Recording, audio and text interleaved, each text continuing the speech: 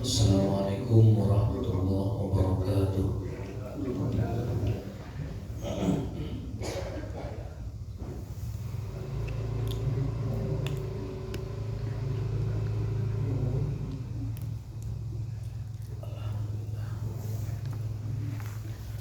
Alhamdulillahirabbil alamin wa bihi nasta'inu ala umuri dunya waddin. Asyhadu an la ilaha illallah wahdahu la syarika lah wa asyhadu anna Muhammadan abduhu wa rasuluhu wa la nabiyya ba'da. Allahumma fashalli wa sallim ala nabiyyina Muhammadin wa alihi wa sahbihi wa sallim. Allahumma subhanaka la ilma lana illa ma 'allamtana wa 'allimna ma yanfa'una wa zidna ilman. Allahumma rabbana atina fid dunya hasanah wa fil akhirati hasanah wa qina adzabannar. Waduh, logistik udah siap nih. Ya, logistik. Di persingkat Orang upgrade ke batunya. Mana sholat masih mana sholat kan? Masih mana sholat? Di bagian-bagian akhir ya. Setelah kita mempelajari tentang makna bacaan-bacaan sholat, gerakan-gerakan sholat, dan kesempurnaan dari gerakan dan bacaan sholat tersebut, serta faidah sholat berjamaah, ada satu tema atau dua tema lagi yang tersisa ya, yaitu hafidhu ala sholah. Hafidh ala sholah, apa itu artinya? Menjaga sholat. Hafadha yuhafidhu, fi'il amrnya hafidh, jamaknya hafidhu, ditambah ala sebagai uslubnya, jadi hafidhu ala sholat. Itu artinya adalah perintah menjaga sholat. Perintah menjaga sholat. Jadi selain kita diperintahkan untuk menegakkan sholat, melakukan sholat secara khusyuk sebagaimana di dalam ayat ya, bahwa orang-orang yang nanti diberikan surga Firdaus adalah orang-orang yang ala sholatihim khasyi'un, yang sholatnya khusyuk. Jadi bukan hanya sekedar melaksanakan sholat, bukan hanya sekedar menegakkan sholat, tetapi ada perintah lanjutan, yaitu menjaga sholat. Al-muhafadzatu ala sholat, perintah menjaga sholat. Kalau ada orang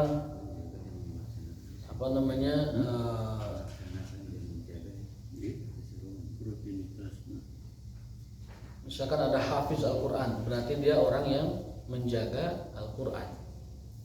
Yang tamat Al-Quran bukan? Ya tamat, tapi artinya itu menjaga. Kalau tamat itu khatam. Kalau hafiz itu menjaga. Menjaga dengan apanya? Dengan hafalannya. Nah, kalau hafiz itu dari kata hafadha, hafidha yahfadhu, ihfaz. Itu hafiz, menjaga. Tapi kalau ini menggunakannya hafadha yuhafidhu, hafiz, ditambah ala. Jadi menjaganya itu benar-benar dengan tindakan-tindakan. Menjaganya itu menjaga yang sempurna. Jadi sekarang kita akan membahas apa yang dimaksud dengan perintah menjaga sholat. Kan menegakkan sholat udah, berjamaahnya juga sudah dibahas, arti makna juga sudah dibahas. Sekarang apa arti dari menjaga sholat itu sendiri? Karena terpisah perintahnya. Ada perintah aqimus sholat, tunaikan tegakkan sholat. Ada perintah jagalah sholat. Berarti beda. Berarti ada ada perintah lanjutan setelah kita disuruh untuk menunaikan sholat. Min ahami ma'ani sholah allati yajibu ala ahli al-islam al-i'tina'u bihi wal ihtimamu bihi ghayatul ihtimam al-muhafadhatu ala sholah. Di antara hal yang terpenting dalam memahami atau memaknai sholat yang kita bahas dalam buku ini, bagi para pemeluk agama Islam yang wajib diperhatikan adalah menjaga sholat. Sebagaimana perintah Allah Subhanahu wa taala, hafidhu 'alas sholawat. Jagalah sholat. Sholatnya jamak, sholat. Surat apa kan?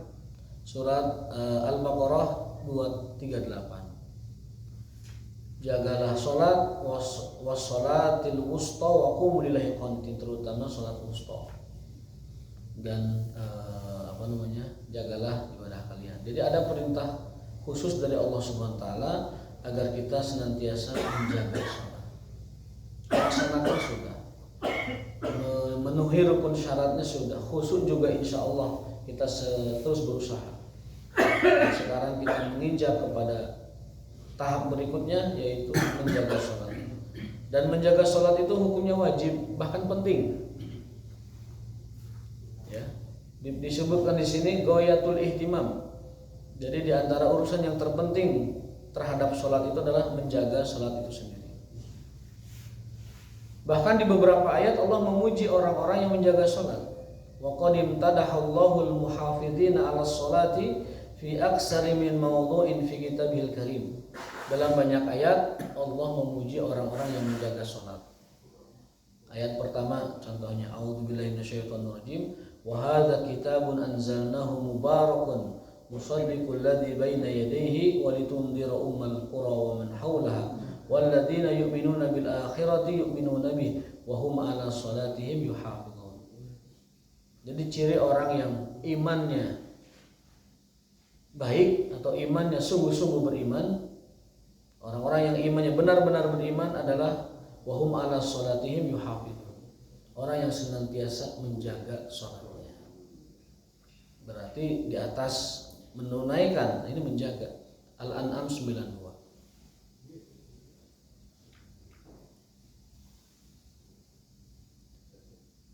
Imam Al-Marwazi dalam bukunya Ta'zim Qadri Shalah menyebutkan bahwa barang siapa yang mengira bahwa orang yang tidak menjaga sholat masih beriman, maka dia menyelisihi apa yang Allah tuliskan dalam Al-Quran. Dan siapa yang menganggap bahwa orang beriman itu tidak menjaga sholat, maka dia telah menyelisihi Al-Quran. Itu maksudnya apa? Maksudnya adalah orang beriman itu cirinya dia selalu menjaga sholat. Berarti kebalikannya, orang dikatakan tidak beriman atau tidak sempurna imannya manakala dia tidak memiliki sikap untuk menjaga sholatnya. Itu ayat pertama, Allah memuji orang-orang yang selalu menjaga sholat. Yang kedua, di dalam ayat lain, a'udzubillahi minasyaitonir rajim, walladzina hum 'ala sholatihim yuhafizun ulaika humul warisun alladzina yarisunal firdausa hum fiha khalidun. Al-Mu'minun 9-11. Dan orang-orang yang menjaga sholat mereka adalah para pewaris surga Firdaus. Jadi kalau kita ingin surga Firdaus, syaratnya adalah diantaranya menjaga sholat. Al-muhafadzah 'ala sholah atau hafidh 'ala sholatika, menjaga sholat. Di dalam ayat lain itu tadi Mu'minun 9-11. Di dalam surat Al-Ma'arij 34-35 Allah memuji orang yang menjaga sholat. A'udzubillahi minasyaitonir rajim, walladzina hum 'ala sholatihim yuhafizun ulaika fi jannatin mukramun. Dan orang-orang yang menjaga sholat mereka, maka mereka nanti akan ditempatkan di surga mukramun dan sangat dihormati di sana. Mukramun. Al-Ma'arij ayat 34-35. Jadi ada beberapa ayat, di antaranya 3 ayat ini Allah memuji orang-orang yang menjaga sholatnya. Kalau perintah menunaikan sholat mah umum, ya ayyuhalladzina amanu aqimus sholat umum. Tapi buat orang yang menjaga itu Allah selalu sandingkan dengan surga Firdaus, dengan fi jannatin mukramun, dengan keimanan, ya. Jadi ini pentingnya dan sangat penting sekali kita menjaga sholat kita. Nanti bagaimana cara menjaga sholat, tunggu tanggal mainnya kita jelaskan di episode yang sama dan channel yang sama.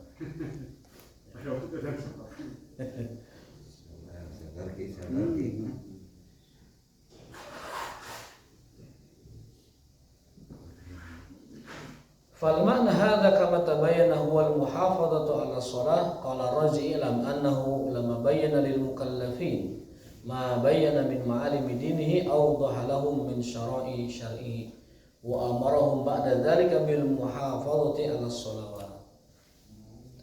Kenapa kita mesti menjaga sholat? Itu pertanyaannya. Kenapa kita mesti menjaga sholat? Liwujuhin, karena beberapa alasan. Ahaduha, yang pertama, anna sholata lima fihi minal qiraati wal qiyami wal ruku'i was sujudi wal khudu'i wal khusyu' tufidu inkisaril qalbi min haibatillah wa zamala tamarrudi ala taba' wa husul inqiyad li awamirillah wal intihau an manahihi kama qala inna sholata tanha 'anil fahsya'i wal munkar. Al-Ankabut 45. Karena sholat itu kumpulan ibadah yang paripurna. Ada bacaan, ada ruku, ada sujud, ada khudu, ada khusyuk, ada inkisar, ada al-khasyah min haibatillah, dan segala rupa. Ada qiraah, ada bacaan dan sebagainya. Karena sholat itu begitu lengkap, ibadah yang sangat lengkap. Bacaan, zikir, Quran, inkisar, doa, kemudian ketundukan, kepatuhan, ketakutan kepada Allah. Sangat paripurna sholat itu. Itulah kenapa alasannya kita mesti menjaga sholat kita. Karena ibadahnya sangat sempurna. Kalau tidak dijaga, maka kita tidak mendapatkan kesempurnaannya. Yang kedua, anna sholata tudzakirul abda jalalata rububiyyah wa dhillatil ubudiyyah wa amra sawabi wal iqab fa inda dzalika yusahil 'alal inqiyad lit ta'ah. Salat itu mengingatkan kita kepada Allah Subhanahu wa taala tentang keagungannya dan tentang kehinaan kita di hadapannya. Maka agar itu menjadi motivasi dalam ibadah, jagalah sholat. Ya. Menjaga sholat yusahilu akan memudahkan seorang hamba untuk lebih patuh kepada Allah. Nah itu maksudnya. Dengan menjaga sholat itu akan memudahkan kita dalam rangka meningkatkan ketundukan dan ibadah kita kepada Allah Subhanahu wa taala. Jadi benar kalau ada kalam ajakan untuk senantiasa menjaga sholat berjamaah. Mudah-mudahan dengan bisa menjaga sholat berjamaah ini akan Allah mudahkan untuk melakukan amalan-amalan yang lain. Betul sekali. Yusahilul abda alaihi al-inqiyad wa ta'ah wal ibadah. Kalau kita menjaga sholat, maka Allah akan memudahkan kita dalam ketaatan yang lain, dalam inqiyad, dalam ta'ah, dalam ibadah, dalam amal khair dan lain sebagainya. Indikator. Jadi kalau kita jaga sholat, ibadah lain akan terjaga. Kalau kita jaga sholat, ibadah lain akan terjaga. Orang rajin berjamaah, maka Allah akan jaga dia dari ibadah-ibadah lain, supaya sama semangatnya dengan menjaga sholat. Wasalis, pertimbangan ketiga kenapa kita mesti menjaga sholat, anna kullama taqaddama min bayani an-nikahi wa talaqi wal iddati ishtighali masalih dunya fa atba'a dzalika bi dzikri shalah allati hiya masalihul akhirah. Di dalam syariat Islam itu ada perintah menikah, ada aturan talak, ada masa iddah, supaya kita tertib dalam menjalankan roda kehidupan dan lain-lain ini ya, bukan hanya itu. Karena tapi yang diatur syariat yang mahdoh, yang baku gitu, yang seperti itu, ibadah seperti itu. Fa'at ba'dzalika bi dzikri shalah allati hiya masalihul akhirah. Maka salat dihadirkan untuk menjaga keseimbangan dan keutuhan ibadah akhirat. Jadi kalau nikah, talak, iddah, rujuk itu dihadirkan aturan untuk menjaga urusan dunia supaya tertib, maka sholat dihadirkan untuk menjaga ketertiban akhirat. ketertiban ibadah untuk akhirat. Artinya apa? Sholat itu poros. Sholat itu poros dari ibadah lain. Maka hadis sangat jelas bahwa sholat itu adalah yang pertama dihisab. Yang kedua, sholat itu merupakan syarat diterimanya ibadah yang lain. Fa in wujidat kamilatan qubila sayru amali wa in wujidat naqisatan runda sayru amali. Jika sholatnya diterima maka Allah akan terima ibadah yang lain. Jika sholatnya tidak sempurna, Allah kembalikan ibadah yang lain. Runda itu dikembalikan, diuihkan deh. Mun sholatnya 5 waktu tidak sempurna, dikembalikan lagi ibadah yang lain. Maka belum kami terima ibadah kamu karena sholatnya belum sempurna. Sempurna yang pertama itu ya sempurna melaksanakan 5 waktunya. Sempurna berikutnya menepati waktu dan lain sebagainya. Nah maka gambaran pertimbangan ketiga ini adalah kalau nikah dan lain sebagainya dihadirkan untuk mengatur urusan dunia supaya tertib, maka sholat dihadirkan untuk mengatur urusan ibadah yang kepentingannya adalah akhirat. Jadi sholat itu poros akhirat. Kalau kita sholatnya baik, maka akhirat kita akan baik. Kalau sholatnya tidak baik, akhirat kita berantakan. Acak-acakan, orang kalau tidak jaga sholat itu acak-acakan akhiratnya itu. Ibadah lain akan lebih lalai dia. Kalau sholatnya lalai. Ila an qala an takuna al muhafadzatu bainal musalli was shalah fa ka'annahu qila ihfadz shalah hatta tahfadzuka shalah. Sampai para ulama mengatakan ihfadz as-shalah tahfadzka. Jagalah olehmu sholat, nanti sholat akan menjaga kamu. Jagalah sholat, nanti sholat akan menjaga kamu. Nah, hadis atau apa? Ini perkataan ulama. Perkataan ulama. Ihfad as-shalah hatta tahfadhuka as-shalah wa'lam anna hifdhas shalah lil musalli ala salasati awjuh. Dan menjaga sholat dan sholat menjaga kita itu ada 3 gambarannya. Ada 3 syarat. Jagalah sholatmu, nanti sholat akan menjagamu. Nah, bagaimana sholat menjaga kita?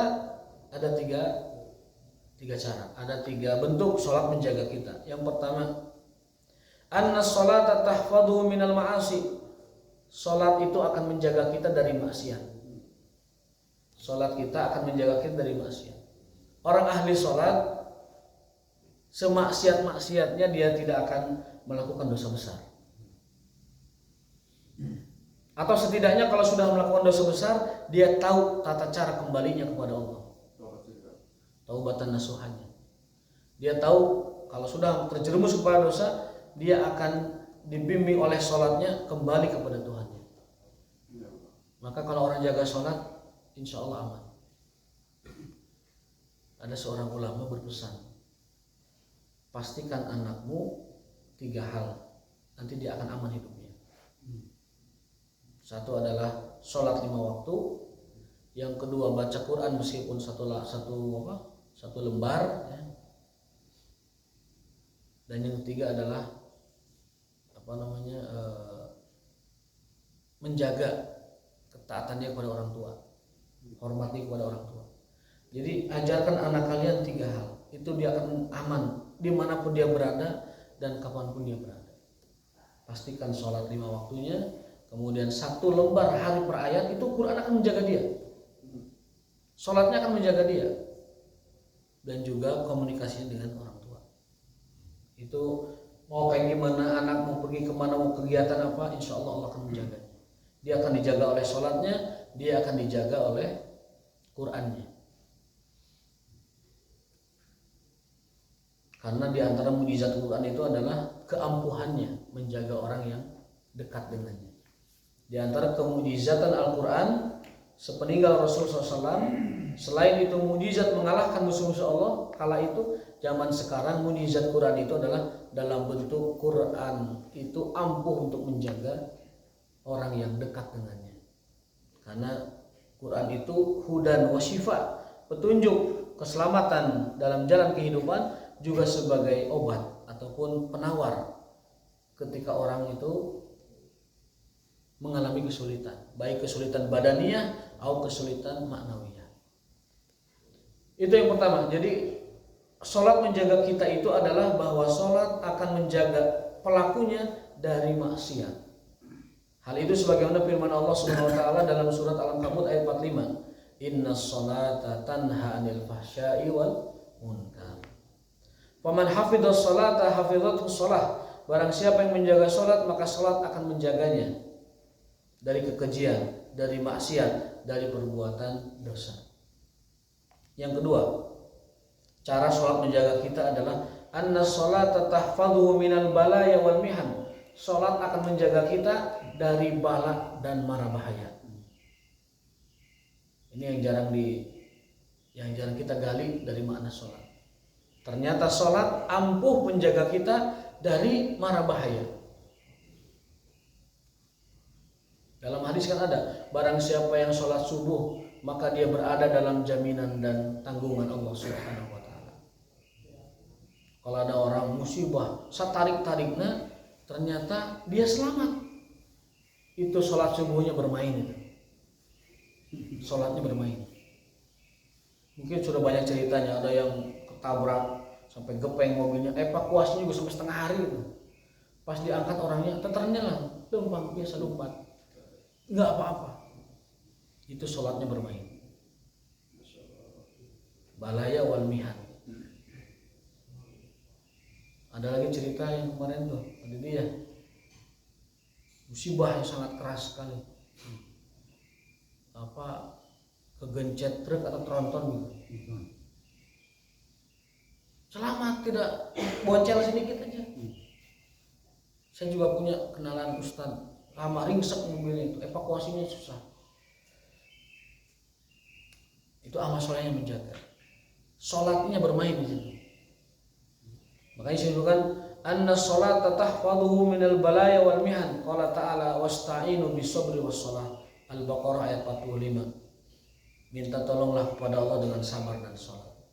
Wa qala ta'ala wa qala Allahu inni ma'akum la in aqamtumus shalah wa ataitumuz zakah. Allah berfirman, aku bersama kalian selama kalian menunaikan salat dan zakat. Allah membersamai kita bin nusri wal hifdz. Allah menjaga kita dengan pertolongannya dan penjagaannya. Di sini disebutkan Allah berfirman, aku bersama kalian kalau kalian menegakkan salat dan menunaikan zakat. Al-Maidah ayat 12. Itu dipahami, aku bersama kalian itu adalah aku selalu melekatkan pertolongan dan penjagaan bagi kalian selama kalian menunaikan salat dan juga mengeluarkan zakat. Nah, ini dalil bahwa Allah Subhanahu wa taala selalu memberikan nusrah, selalu memberikan hifaz al-muhafazah in kuntum aqamtumus shalah wa ataitumuz zakat. Itu yang kedua. Salat menjaga kita itu adalah bahwa Allah membersamai kita dengan pertolongan dan juga penjagaannya. Maka insya Allah orang yang menjaga salat, orang yang salatnya tepat begitu, dia akan dijaga dari balaya. Bukan bala-bala gorengan. Bala itu jamaknya balaya gitu loh. Tapi diterjemahkan Indonesia kan bala-bala jadinya. Ya. Jadi Allah akan menjaga kita dari berbagai macam bala, wal mihan dan bahaya. Jadi balanya bala Arab ini bukan bala Sunda ya. Jadi bala-bala. Wa in tajidu wa aqimus salata wa atuz zakata wa ma tuqaddimu li anfusikum min khairin tajiduhu indallah wa li anna as-salata fiha al-qira'ah wal qur'anu yashfa' li qari'i wa huwa syafi'un musyaffi'. Maka yang ketiga adalah anna as-salata tahfadz sahibaha wa tashfa' li musalliha. Salat nanti akan menjadi syafaat di akhirat. Salat akan menjaga kita dalam perjalanan kita ke akhirat, termasuk syafaatnya. Allah dengan sholat kita akan menjaga perjalanan panjang kita ke akhirat. Kan panjang ke akhirat tuh, mati dulu kan, alam kubur lama itu kan, menunggu kiamat. Kemudian terus prosesnya lama. Makanya Ali bin Abi Thalib ketika tahajud selesai, istrinya bertanya, Fatimah, duhai kakanda, kenapa begitu lama sholatmu? Jawaban Ali bin Abi Thalib, inna safaral akhirah tawil. Sesungguhnya perjalanan akhirat itu sangatlah panjang. maka aku garansikan itu dengan sholat ini, tahajud. Apalagi sholat wajib itu tahajudnya begitu. Jadi karena perjalanan akhirat itu panjang, maka aku garansikan diriku dengan sholat ini.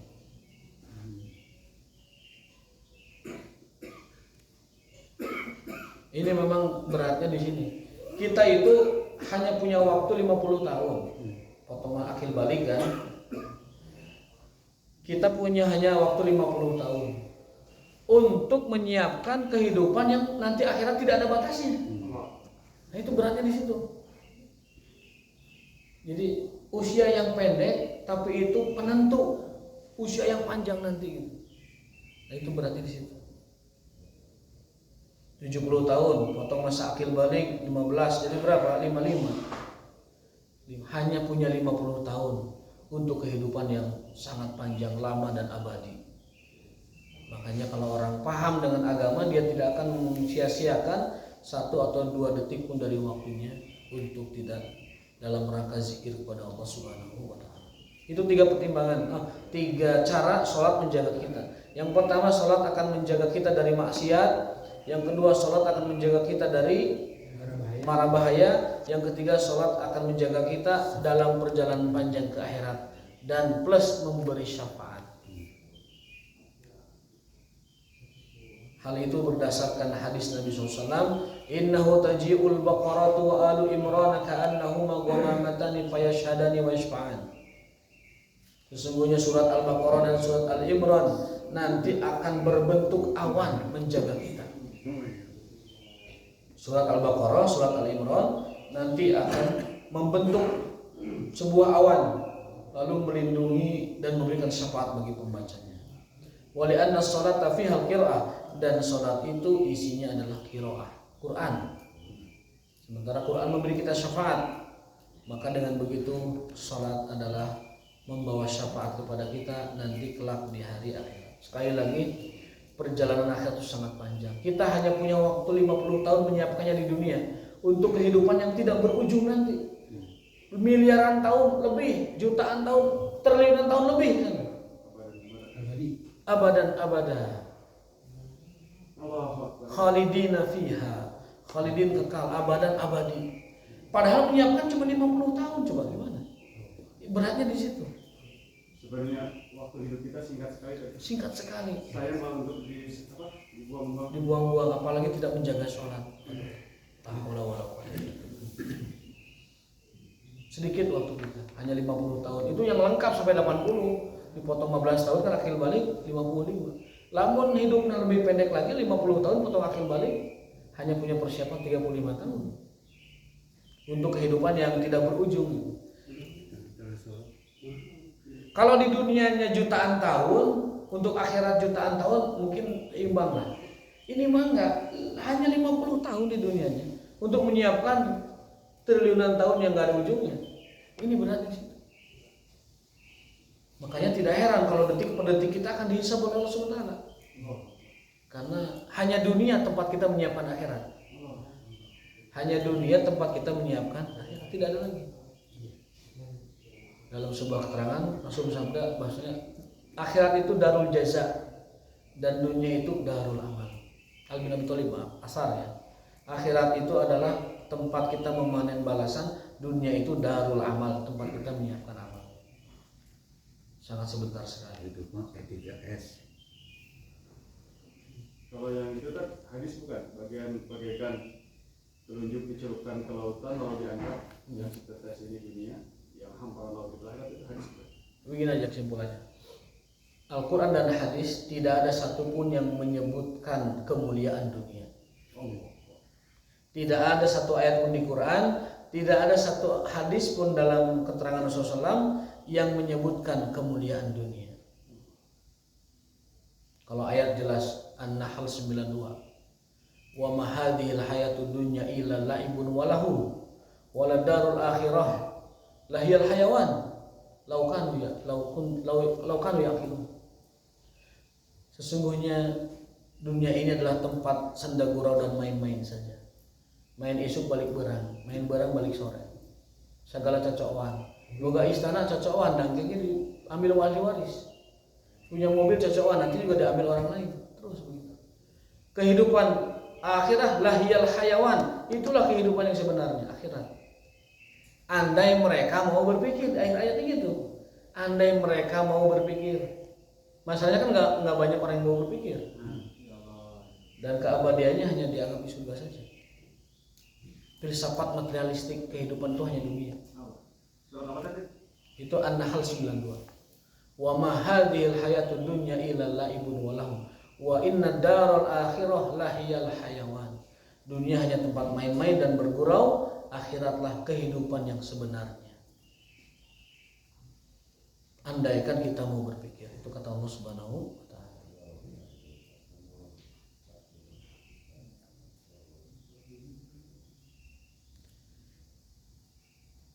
Dalam hadis, malid dunia, tidaklah dunia bagi Allah kecuali satu sayap nyamuk saja. Dunia itu bagi Allah lebih rendah, lebih ringan, lebih enteng dari satu sayap nyamuk. Nyamuk kan 2 sayapnya. Tak ini mah kurang dari satu sayap. Dunia itu bagi Allah kurang dari satu sayap. Andaikan dunia itu berharga, maka Allah akan kasih kepada orang-orang soleh. Allah akan kasih kepada orang-orang beriman. Tapi karena dia tidak berharga, Allah kasih lebih banyak kepada orang-orang yang mengingkari, orang kafir. Suatu hari Nabi keluar bersama sahabatnya, lalu mencium bau busuk. Bau apa ini? Bau kambing. Kambing siapa? Si Fulan bin Fulan, mati dibuang di sini. Rasul mengatakan, wallahi dunia lebih busuk dari kambing ini. Makanya diberikannya itu banyaknya kepada orang kafir. Ad-dunya sijnul mu'min wa jannatul kafir. Itu hadisnya sahih. Dunia itu penjaranya orang beriman dan surganya orang kafir. Makanya jangan tertipu. Kita jangan tertipu, mudah gemerlap segala macam. Ningali Jakarta caang gitu. Di pikiran kita sanu bayar listrik aja. Di pikiran. Padahal yang mana kan bayar listrik nanti gitu. Oh gawe gitu. Ningali Bandung caraan isahan bayar listrik gitu. Jadi apa? Itu dunia. Ketika Nabi keluar, demi Allah, dunia lebih busuk dari bangkai kambing ini. Dia lebih ringan dari satu sayap nyamuk. Makanya tidak ada pujian sama sekali. Ada satu yang agak pujian, tapi sebenarnya itu mengingatkan. Kata Rasulullah SAW, innamad dunya ad-dunya khulwun khadirah. Dunia itu manis dan hijau. Nah, dipuji keindahannya, manis dan hijau. Menarik. Maka jangan sampai kita tertipu dengan hijau dan manisnya dunia, sehingga setelah itu ma gharraka birabbikal karim. Apa yang membuatmu tertipu dari Tuhanmu? Di ayat surat Al-Fitar ya. Ya ayyuhal insanu ma gharraka birabbikal karim. Wahai manusia, apa yang membuatmu tertipu dari kehidupan akhirat, dari Allah Subhanahu wa taala? Nah, itu yang 3 itu cara sholat menjaga kita.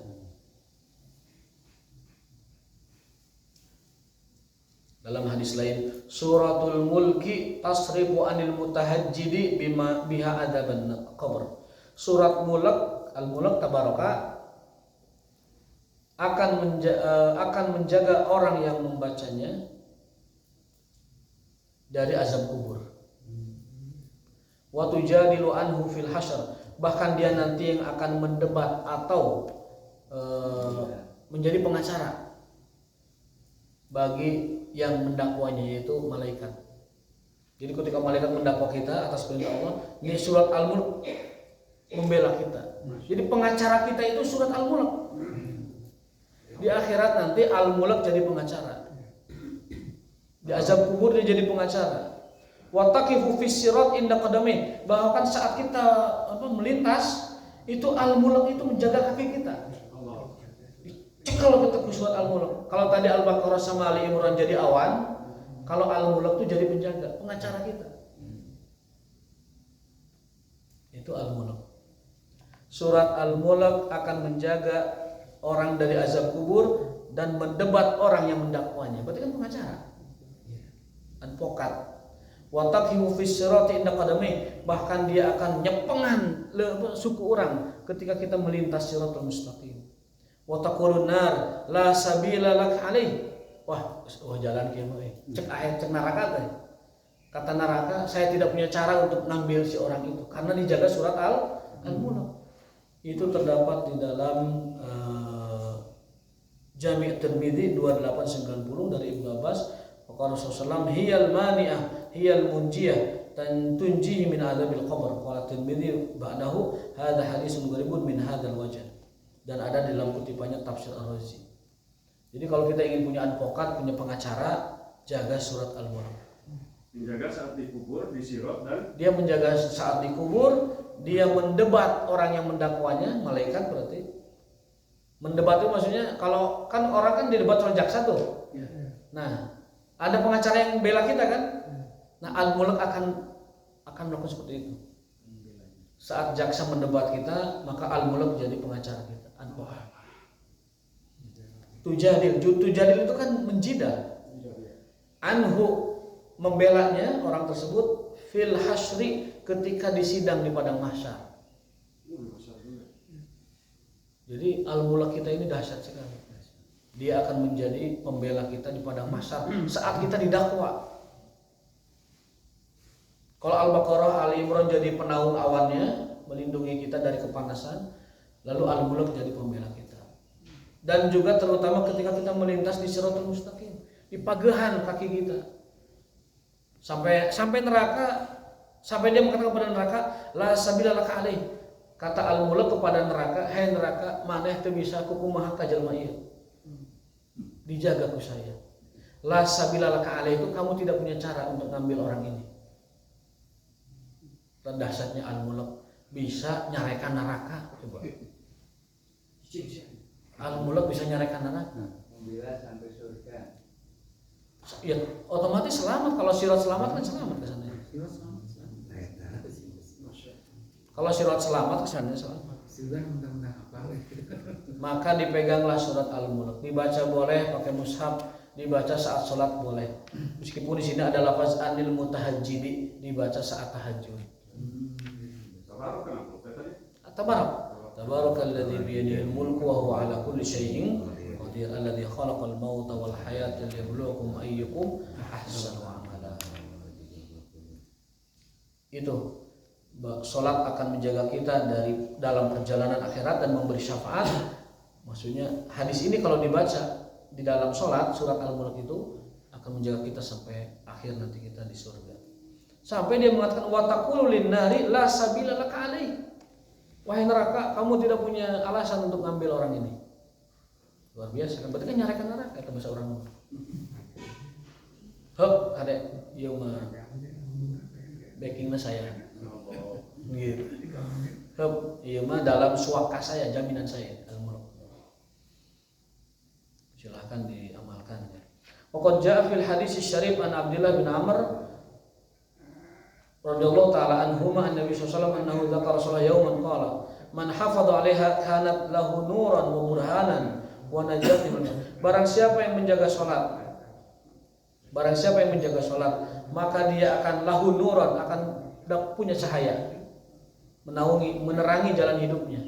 Yang kedua, wa burhanan, punya dalil, punya argumen di hadapan Allah nanti. Wa najatan yaumal qiyamah, dan keselamatan hari kiamat. Man hafadha 'alaiha, barang siapa yang menjaga salat dapat 3 faedah. Nuran wa burhanan wa najatan. Cahaya, argumen, dan keselamatan. Wa man lam yuhafid 'alaiha lam yakun lahu nur wala burhan wala najat. Barang siapa yang tidak menjaga salat, dia tidak akan memiliki nur, tidak akan memiliki burhan, tidak akan memiliki keselamatan. Wa kana yaumul qiyamah ma'a Qarun wa Fir'aun wa Haman wa Ubay bin Khalaf. Orang yang tidak jaga salat, dia nanti akan bersama si Qarun, si Fir'aun, si Haman, si Ubay bin Khalaf. Balad. Oke, sakdik deh, walaupun bersebaya sakdik sedikit aja gitu. Mohon minta tambahan waktunya. Para ulama Ibnu Qayyim terutama menafsirkan hadis ini. Kenapa orang yang tidak jaga sholat dia akan dikumpulkan bersama si Fir'aun, si Qarun, si Haman, si Ubay? Karena rata-rata yang menyebabkan orang itu lalai dari sholat kalakuan opat jelema ieu. Qarun karena sibuk dengan harta. Fir'aun sibuk dengan kekuasaan, jabatan. Haman sibuk dengan mengurusi urusan-urusan administrasi. Lalu Ubay bin Khalaf karena dia disibukkan dengan dagangnya. Dagang, niaga, tijaroh. Jualan bala-bala sampai ke salat eta perbuatan Ubay bin Khalaf. Berkuasa, punya jabatan, tidak sholat, itu berarti Firaun. Pengusaha kaya raya ninggalkan sholat, Qarun. Haman itu ahli idarah, ahli administrasi, ninggalin sholat bersama. Itu hadis musnad Imam Ahmad 6575. Barang siapa yang tidak menjaga sholat, maka dia akan dikumpulkan bersama Qarun, Firaun, Haman dan Ubay bin Khalaf. Qarun tidak ibadah karena sibuk jadi pengusaha. Firaun tidak sholat karena sibuk dia dengan kekuasaan. Haman tidak sholat karena sibuk dengan urusan administrasi. Ubay bin Khalaf tidak sholat karena sibuk dengan tijarohnya, dagang dan niaga. Mudah-mudahan kita tidak termasuk si Qarun, si Firaun, si Haman, yang si Ubay bin Khalaf dengan cara kita menjaga sholat. Berarti nanti episode ke depan bagaimana caranya kita menjaga sholat. Nah, disambungkan lagi. Walakum minkum wa taufiqun illa billah. Assalamualaikum warahmatullahi wabarakatuh.